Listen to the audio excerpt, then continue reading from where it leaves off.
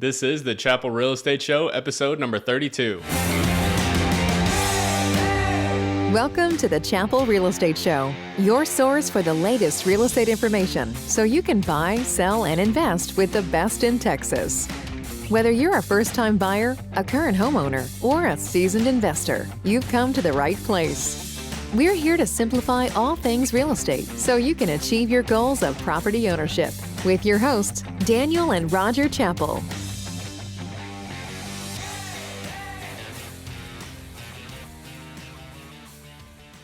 What's up, listeners, and thank you guys for tuning into the Chappell Real Estate Show, your source for the latest real estate information so that you can learn how to buy, sell, and invest with the best. I'm your host, Daniel Chappell, and I've got my dad with us as always today. How's it going today, Dad? It's going fantastic. How's everybody doing today?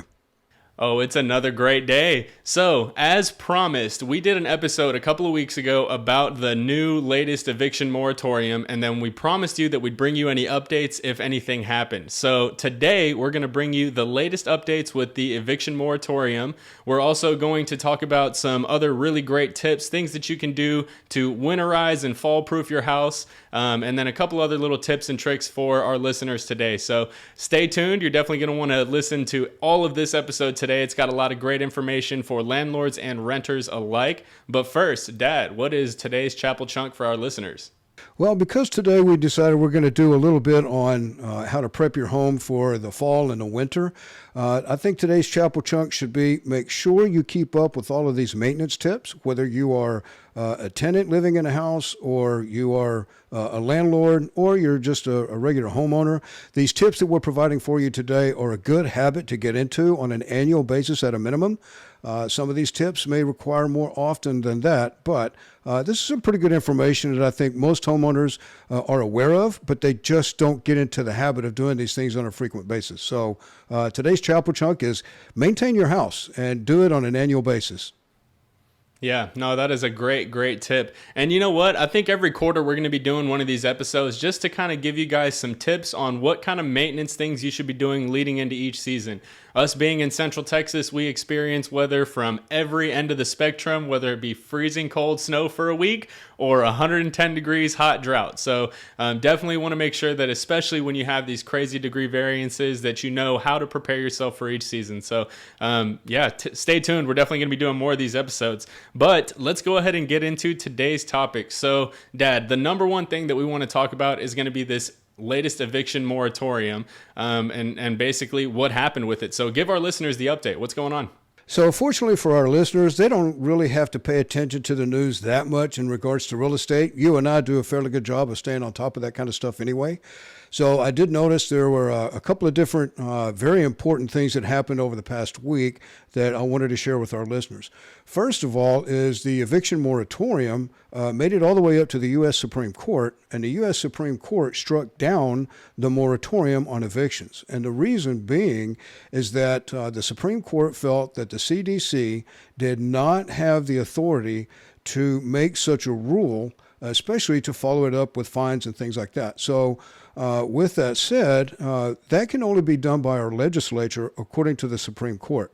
So now, and I'm talking about the extension on the moratorium itself.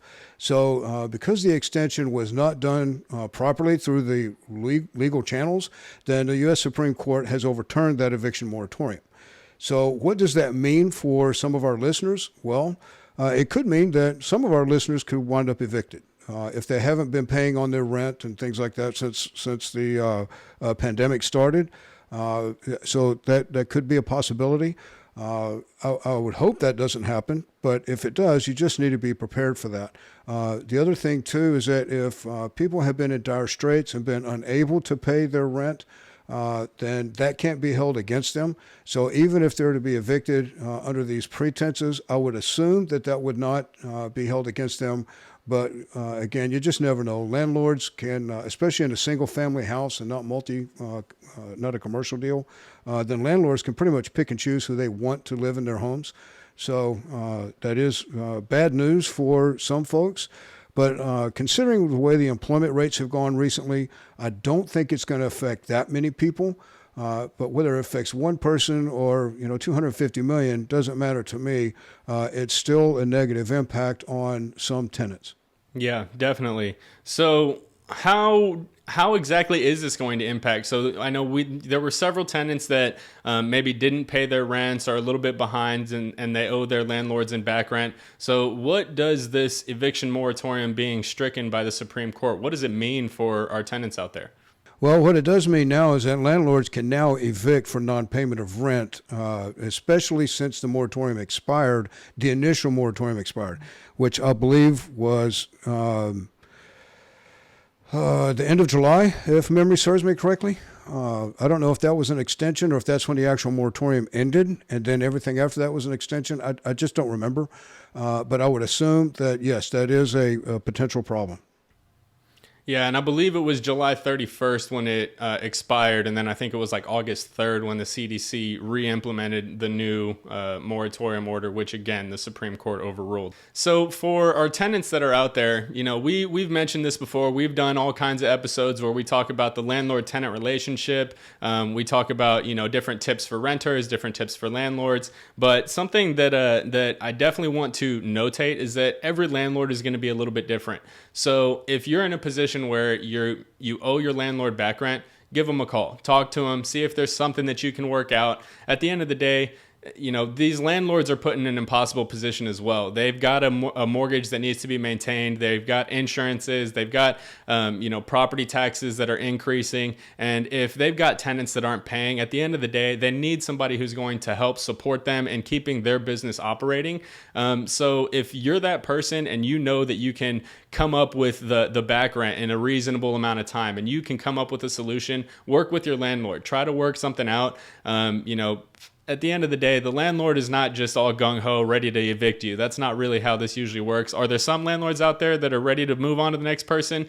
Certainly, I'm sure there are. But there are also landlords on the other end of the spectrum where, they're trying to do the humane thing, trying to help people out and providing good, affordable housing. So talk to your landlord. See if there's any way that you can work something out with them, and try to keep your living situation where it's at.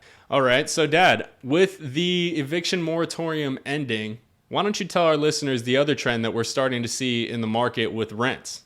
Rents are going to increase, and they're already starting across the Austin area. I shared an article that I found earlier this week with the rest of our team explaining that in Austin proper, rents have increased as much as 40% in apartments. And that has had a negative impact on people who are currently living in those apartments. And a lot of it has to do literally with supply and demand. So remember, just in the past few months, we've talked about this high volume of people that are moving here into this area and are looking to buy. Well, they weren't able to buy, so now they're renting. And one of the trends that I'm seeing as well is multiple applications for a single family home. So now when I have folks that are looking for rentals, and I'm seeing more and more of those folks coming up that may buy at some point in the future, then I have to advise them that, we're probably going to be submitting applications on multiple properties before you finally get the one that you're looking for. So that's just the way it's going to be. And the main reason these rents are going up is, number one, property taxes are going to go up because our property values have skyrocketed just in the last 6 months. So after January 1st, the counties will be reassessing all of our properties again, and those values are going to go up, especially for a landlord who does not have any kind of exemptions on their property. Those taxes are going to see a tremendous rise, and those rents that rise has to pass on to the tenants. There's just no way for a business to survive without that. Additionally, homeowners insurance is going to increase, and the reason that is because when property values increase, and we've seen already a tremendous increase in lumber and labor costs as far as remodeling and construction costs and things of that nature, then all of that also has to be passed on. So the insurance companies will be raising their rates as well. So when you couple all that together, the mortgage may stay the same for a landlord, but their property taxes and their insurance rates are most likely to increase. They have to pass that down to the tenant. So what I'm seeing in single family residences so far is about a 10% increase across Williamson County.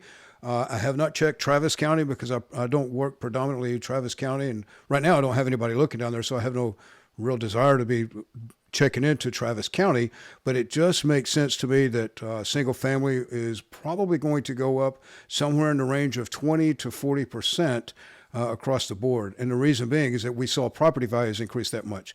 If people will remember, just last week, we talked about home sales prices and what a dramatic increase, 49% increase just last month from July of last year. So with all of that, that's going to get passed down to the tenants. So tenants need to be prepared for that. Yeah, absolutely. These rent increases, I mean, the writing's been on the wall. We've been talking about it for really the last year that this was on the horizon. I mean, here it is. It's here now. We're going to see these increases happen a lot over the next 6 months to a year, especially as some of these leases come to an end and, some of these non-paying tenants get evicted, that kind of thing. As that starts to happen, we're going to see these rents start to continue to creep and creep.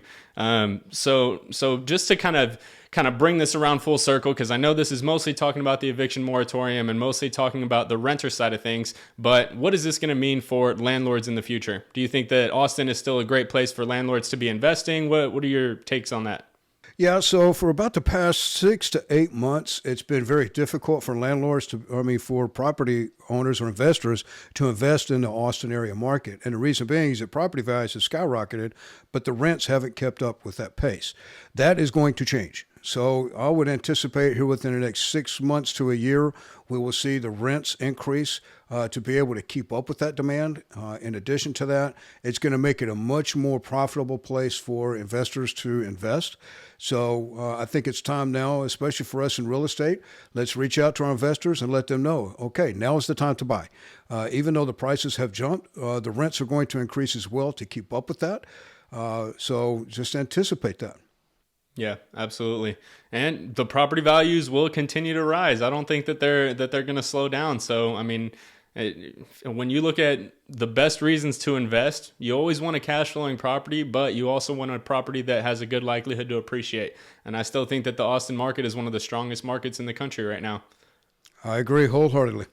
Well, with all of that stuff out of the way, let's go ahead and jump into some of our tips and tricks for the home maintenance stuff. So, as most of you know, the summer is finally coming to an end. I don't know how tired of it you are, but I sure am. I'm done with the sweating. I'm ready for the nice change of colors to come through, a nice little fall breeze to cool me down. So, I'm really excited for it. But what does that mean for home maintenance tips? So, Dad, what are some of the tips that we have for our listeners as we move into the fall and then into the winter months when things start freezing up and cold, getting real cold? So it's kind of funny that we decided to do this topic today because just in the past, week or so, there have been a number of things that have popped up around my own home that I'm like, it's that time of year. So number one, the air conditioning filter on my system, we replace it about every 6 months because it's got this great big filter. It sends a message to me to let me know it's time. And lo and behold, over the weekend, that notification popped up on our thermostat. So I changed that out. But in addition, I started hearing this chirping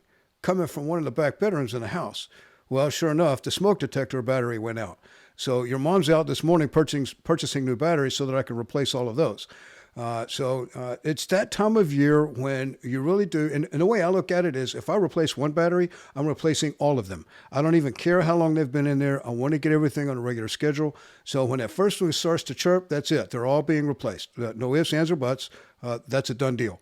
Well, not just that, but I don't know about you. I'm not a big fan of having to hunt down which one is chirping because I'll tell you, they chirp, every 30 seconds, 40 seconds, and I'm standing around, beep, wait, where was that? Exactly. And it's never at a great time of day either. It usually happens about 2 or 3 o'clock in the morning. So yeah. It gets annoying pretty quick. Sure does. So, yeah, with all of that, I'm glad to hear that we're on this topic. So there's a number of things, and you and I have discussed a bunch of these as well. And fortunately, you being a homeowner as well, you already know a lot of this. So this is going to be a great little conversation between the two of us. Yeah, definitely. So, well, let's kind of start with some of the fall stuff. So you already mentioned a couple of great ones. Got to make sure that you got to get all your AC filters replaced. So if you're running on a newer AC, you might have one of those 3 or 4 inch thick filters that you only have to change every 6 months. maybe you've got the return vents in each individual room, and you have a few different vents that you need to replace. That's okay. Go ahead and bite the bullet. I think you can buy the filters, and actually, I've heard buy the cheaper filters. The more expensive filters, believe it or not, can put more stress on your system because they're woven with thick fabrics. So airflow has a more difficult time going through those filters. So buy the cheaper filters, make sure you get them stocked up, and buy a few of them because you're probably going to need to replace them every 1, 2, or 3 months, depending on the kind of system that you have. So that's a really good one. Another one, depending on where you live, that is extremely important is getting your gutters cleaned. So we're getting ready to see a lot of leaves falling all over the place. Make sure your gutters are clean, your downspouts are clean, and that all of your stuff is working the way that it should be, because that is going to be something you don't want to get caught too late doing. So let me explain something that most people don't understand about cleaning those rain gutters. So I have actually seen this on one of our rental properties where the tenant did not clean out the rain gutters the way that he was supposed to. And it got really clogged up. And then the fascia board where the gutter attached to it wound up getting wood rot. Well, not only did that get wood rot, so did a portion of the roof and the shingles underneath that. So I had to replace a piece of decking, the fascia board, and then it just caused a great big mess when it really was preventable. So the downspouts, that's another huge one because the downspouts can get clogged up pretty easily. So you want to try to keep up on that maintenance at least quarterly. Sometimes, like during the fall months, you want to keep up with it weekly. So when you're outside raking the leaves, get up there and clean those gutters out because I'm telling you, that could cause a major problem. Not to mention all the critters that like to live in that stuff. It's crazy. Yeah, no, that's absolutely true. And if you live in an area, like for me, for example, I'm in a neighborhood, we've got trees every single yard probably has 10 to 15 trees in it. So we've got big, tall, mature trees all over the place. And we're going to have to get some leaf guards for our gutters. So if you're in an area like mine where you have just an exorbitant amount of leaves and trees everywhere, you're going to want to go ahead and invest in the leaf guard, make it a little bit easier on yourself because cleaning the gutters, especially if you have a 2-story home, is no easy task. So that's definitely something that might be worth the investment. I agree. Something else that you may want to go ahead and get checked out as we start to get into some of the cooler months is your AC and heating system. So in Texas, AC, you probably already gotten it fixed at some point during the summer because I swear every house that I've been in, every summer at least once, it goes out at some point or another. So if you haven't already gotten your AC serviced, make sure you get that checked out. Run your heater, make sure that it kicks on and is working the way that it's supposed to be. And go ahead and get your AC serviced and cleaned while you're at it. It's always good to get that done at least once a year, if not more than once a year. Your AC ducts and all that get disgustingly dirty. You would be surprised. So go ahead and make sure you get that stuff taken care of as well. AC and heating systems are extremely important, and you don't want to be stuck waiting for somebody to come and fix your heater in the middle of a freeze. That's never fun. Yeah, so what your mom and I do is typically during the fall is when we have the AC and the furnace both serviced. And the reason being is, to me at least, we already know that come Thanksgiving, Christmas time, it's still going to be quite warm here in Texas, and we're going to be using the AC. But I also know, too, that the demand is usually a little bit lower in the fall than it is in the summertime. So as far as the service technicians and whatnot, they usually respond a lot quicker in the fall than they do in the summer months. Yeah, no, that's definitely true. You know, one of the other things, too, is that when you're up there cleaning the rain gutters out, it's probably not a bad idea to have the roof inspected. And believe it or not, people don't really think about the roof until it starts leaking. Well, what if you were able to discover a problem before that roof leak? Then you would probably save yourself quite a bit of hassle as far as repairing the sheetrock and whatever else may be damaged due to a leak in your roof. If you're able to have somebody get up there and inspect that roof, that's good preventive care. That'll keep your roof lasting a lot longer because, trust me, you just never know. Hail happens out here in Texas all the time, and sometimes that damage is more severe than others. So it's always worth it to have your roof inspected. And don't wait for somebody to call you and say, hey, I'm going to be in your neighborhood to inspect your roof. I don't trust those kind of services.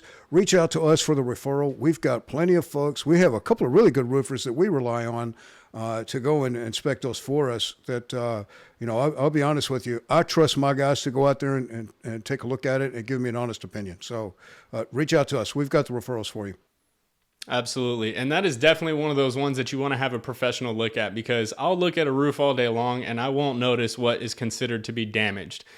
So, have a professional go up there. They'll notice the granular loss. They'll notice where there's impact marks from possible hail or tree branches or other types of things. So definitely one of those ones that you want to have a professional take a look at for you. And most of the time, I know the roofers that we work with will do free roof inspections for you. So definitely, if you have any questions about that, reach out to us. We've got some great contacts to put you in touch with. Another thing too is trimming the trees. So, a lot of folks usually try to trim their trees in the springtime.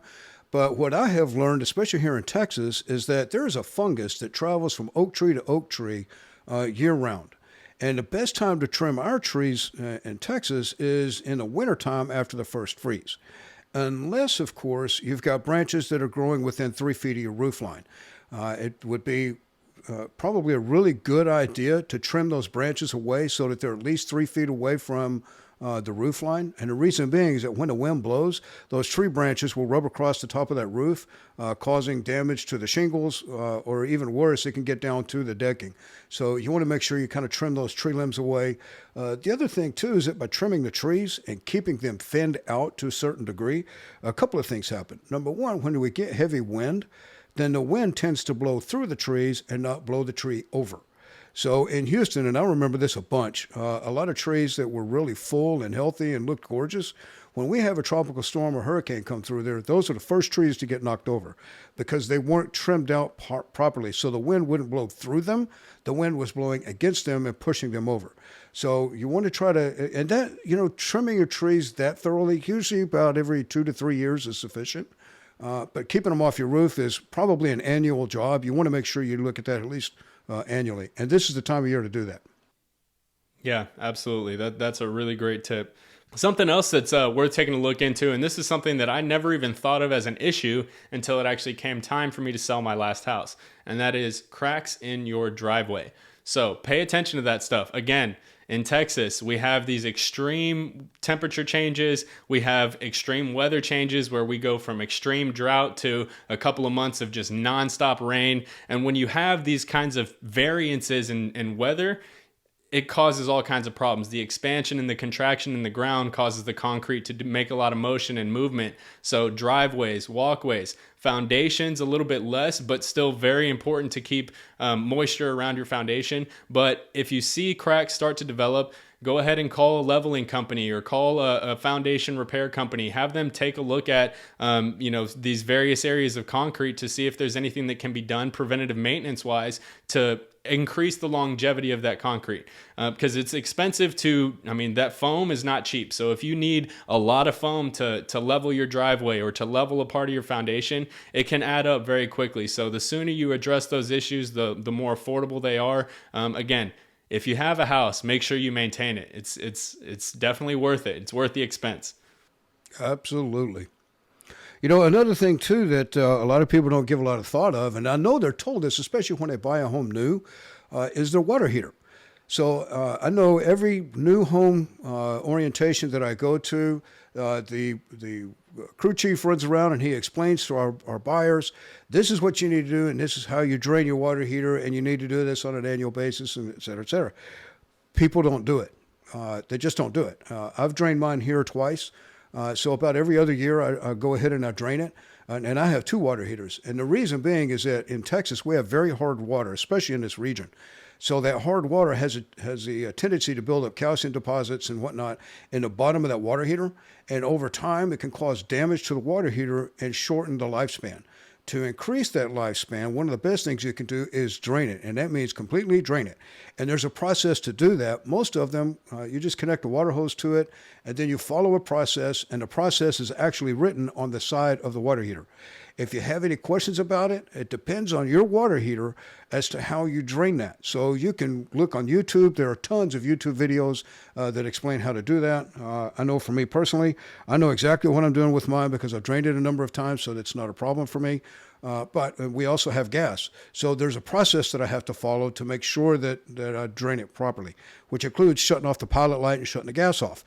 I can relight all of that later on, but I need to do that myself. But it is all explained to me on the side of the water heater. It's very simple, fortunately.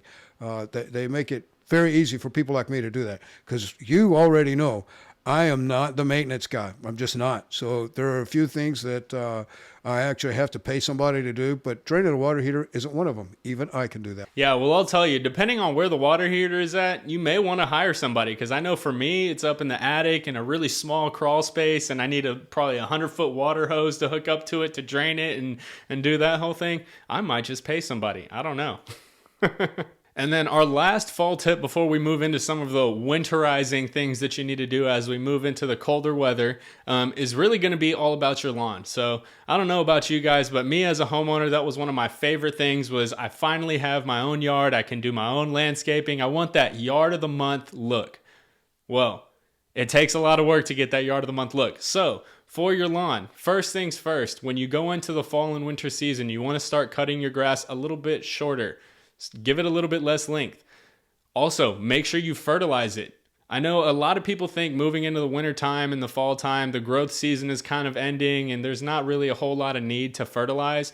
But just because your grass isn't growing does not mean that the roots aren't working. So make sure you still fertilize. It's going to help strengthen up the roots, strengthen up the grass so that it's more resilient to any of the, inclement weather that could happen between now and next spring. So definitely worth fertilizing. And then the last tip for your lawn is going to be to aerate the soil. This is something that's really great to do in the fall, and it's really great to do once a year. So every fall, if you get in the habit of doing this, you can rent an aerator from Home Depot or Lowe's. I think they're relatively cheap, a couple $100. And you just go run it through your yard. It pokes a bunch of holes, allows the soil to get a little bit more aeration, some oxygen, and it's going to help strengthen everything in your yard. It's a really great thing to do. Helps you keep the yard nice and fresh, and then will also help you keep all of your plants nice and fresh, which to me is a big plus. Yeah, and the other thing too is that you could also treat for insects at that time as well. So typically what I do is I'll fertilize 1 week, and then the following week I treat for the insects. Because cinch bugs are a big deal, and they will eat your grass alive. And I mean, once they start eating up your roots and everything, that's it. It will kill that grass. And the only solution is to kill the bugs first, then go back and replace the grass. And I've actually had to replace an entire yard because of the cinch bugs once before. I had no idea what that was all about. Lesson learned. Now that I know, I will treat for those cinch bugs every single year and try to stay on top of that. So, during the fall time is another good time to go ahead and treat. And you do have to treat that yard about every 3 months just to keep the insects out. Yeah. And same thing with fertilizing. You want to make sure that you do at least once every quarter that you fertilize the yard to keep everything looking nice and fresh. So, Dad, now let's kind of talk about some of the winter tips that we have. We've got a couple of tips that you can kind of be advised of and think about. The reason we're leaving them in this video and not a few months down the line is because everybody's already going to be thinking about this in 3 months. You want to make sure that, especially with supply shortages, that if you need any burlap to wrap your plants in, or you need some kind of insulation for your pipes, that you get out there and get it now so that you are prepared for any of this cold weather. So, Dad, what are some of those tips for our listeners? That is exactly right. The first thing I suggest is, and I know everybody's heard this a dozen times, and you're probably going to hear it after the first cold snap and we get freezing temperatures. Be the person that's already ahead of the game and all of that. Go ahead and get the insulation, get the extra rags if you want to wrap your pipes. And, a lot of people are like, well, which pipes should I wrap? Well, anything that's going to be exposed to the weather. So I live in a very modern house, or at least modernly built house. It was built in 2014. So we typically don't have, even after this last harsh winter, we didn't have any pipes freeze inside the house. However, outside, I have a grill that I have an outdoor kitchen. Those pipes were exposed. I had to wrap those pipes, and fortunately, I keep those wrapped year round. But even still, with the particular hard freeze that we recently had, then I took extra precaution and wrapped them a little bit more. As far as your plants, your mom and I got smart. We moved a lot of our plants inside the garage, but even inside the garage, the temperature still got below freezing. So you still want to kind of wrap your plants, wrap them with a breathable cloth. So what that means is burlap is a good one, cotton sheets, old sheets that you have in the house. It doesn't matter if they're old or not, because trust me, even after the season's over, you're just going to wash them and it'll be perfectly fine. But you want to wrap those plants As far as the plants that are actually exposed, like your big bushes and things like that, you don't necessarily have to worry about those too much because, believe it or not, those boogers will come back. As long as the root system is good, those plants will come back. You may have a few that don't survive the winter, but even after the major winter blast that we had this year, we only lost one plant. One, and it was an actual ivy. Everything else survived. I was actually very pleasantly surprised about that. Just do your best to try to wrap them up using burlap. Burlap works really well, or any kind of a breathable cloth. We typically use sheets. Sheets work really well. And the reason you want them breathable is because plants need the oxygen. If you wrap them up with plastic, they can't breathe, and it creates condensation. And the condensation turns into ice, which can damage the plants. So just wrap them up with the sheets or burlap, and that's much better for the plant. Yeah, absolutely. One other thing, too, that isn't necessarily part of your home, but is extremely important is when you start getting these extreme weather conditions, you want to make sure that your vehicle is taken care of. So I saw this, I don't know how many times, even in my own neighborhood, where folks did not winterize their vehicles. We weren't expecting this harsh of a winter. Winterizing your vehicle simply means making sure that your antifreeze levels are where they need to be in your vehicle. If you need to, start the vehicle up once a day during these extremely harsh winters, at least that way to keep the fluids running through the vehicle. That's always a very good idea. Check the air pressure in your tires. Make sure that you have good tread on your tires. And this is the time of year to do that. Go ahead and prepare before the winter storm hits. At least that way you're ahead of the game and you're less likely to face any severe problems when the severe weather strikes. Yeah, no, absolutely. And, to that note, winterizing your vehicles, winterize your pipes as well. So not just wrapping your pipes, but make sure that you drain all of your lines, especially if we, encounter weather like what we had this past year. If we have a period of freeze like that where there's snow on the ground and, that kind of thing, you're going to want to make sure that you've drained your irrigation lines, that you've drained the pipes in your house. I mean, we went through a period of time where there was no electricity, in some places no water. When you have no water, no electricity, that means that the inside of the house is getting freezing cold as well. Dad, remind me, what did the temperatures get down to inside of the house this last year? Yeah, your mom and I had temperatures of 46 degrees. I think that was the high throughout this Snowmageddon, as we call it, or Snowvid. But yeah, 46 degrees inside the house. We had no gas, we had no power, and eventually the power came back on in very small increments. But thank goodness for that. But we also had a fireplace, and I had plenty of wood, so we could actually burn some wood in there, and that did help somewhat. The bedrooms were a little bit colder, I think, than the main part of the house, because we just closed off the doors to the bedrooms and then let the heart of the house try to warm up some. 46 is better than 20 or 9. Yeah, absolutely. And when you're talking, you're burning firewood in the house and you're actually doing things to actively keep warm and you're still down to 46 degrees. The house could get cold enough to where the interior pipes could freeze. So drip your pipes, make sure that every faucet in the house is leaking, just so that you can keep the water moving through the system a little bit. Make sure that those pipes don't freeze up, because that's not something you want to deal with. We had friends and clients and stories from other colleagues of their clients that, had bursted pipes in the roofs and the ceilings, and it caused way more trouble and flooding inside of the house and, things that you shouldn't have to deal with. So, be sure you're taking these steps to stay ahead of the game. As we say, prior proper planning prevents poor performance. That's exactly right. And that's one of the reasons why we're giving this video now. And here it is, the end of August, first part of September. And we're talking about this now. So now is the time to prepare. Yeah, absolutely. Well, I'm looking through our notes, and I think that pretty much covers all the points that we wanted to hit for our listeners. Dad, was there anything that you think we missed? No, I think we covered everything else pretty well, actually.